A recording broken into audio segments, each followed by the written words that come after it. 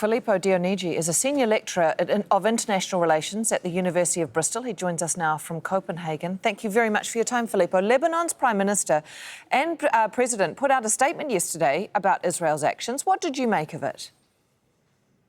Well, I think both the Lebanese government and the presidency have announced that they will continue with the negotiations that they're having directly with Israel at this point, notwithstanding the fact that Israel has escalated its military attacks against Lebanon. And this time, the escalation is not limited to the south, but is also involving, as we were seeing a few minutes ago, the city of Sur, but also Beirut and the Bekaa Valley and so on. This is a fairly controversial move to do because it's a decision that, again, will be difficult to accept, especially for the population of South Lebanon and the Shia community more broadly of Lebanon, because it seems to contradict the interest of the Lebanese and the Lebanese state to end the hostilities against Israel. But on the other hand, I also understand why they make that decision personally. I think the alternative would be basically to at least interrupt the negotiations, but my sense is that if that happens, the situation would get even worse,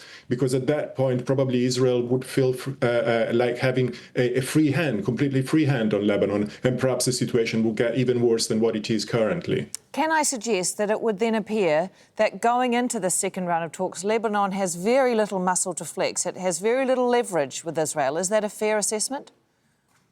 Yeah, I think that is correct. It's not Lebanon itself; it's the Lebanese government, the Lebanese presidency that are very, very complex situation. On one hand, they have to negotiate with Israel, and Israel fundamentally is indicating that it has no significant political plan for Lebanon. It is basically pursuing only a military strategy at this point.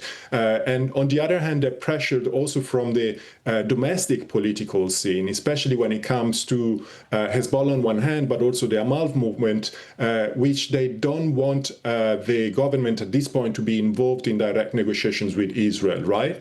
And the fact that Israel continues with its military actions, notwithstanding the ceasefire agreements, is something that further undermines the Lebanese government, because it basically plays into the strategic narrative of Hezbollah that can therefore depict itself as acting militarily in response to Israeli attacks. If, however, Israel was abiding to the ceasefire entirely, then at that point, the Lebanese government, at least they could claim that its negotiations are bearing fruits. They're actually beneficial to the Lebanese interest. But this is not happening. So there is this cycle in which, Israel attacks Lebanon, undermines the legitimacy of the government and the legitimacy of the talks between Lebanon and Israel. And at the same time, it actually reinforces the sense of, so-called legitimacy for Hezbollah's military action against Israel, and therefore, again, weakening the role of the government and, in fact, perpetuating the cycle of violence.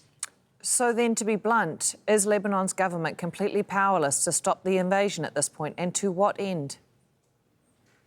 Well, I think the facts are on the ground. The invasion is taking place. Israel is occupying Lebanese territory, and its military capacity at the army level to stop this process is obviously not comparable to the military capacity of Israel itself, of course. I think what we can expect, perhaps, is looking more at the broader regional dynamics. And if there is going to be a form of agreement of some kind between the United States and Iran, Iran has declared that such an agreement will only come at the point in which also Lebanon is part of that agreement. If that process proceeds successfully and it achieves some kind of ceasefire, truce, or whatever you want to call it, then at that point, there might be a greater chance for the Lebanese government to have a stronger bargaining power in the process of negotiations with Israel.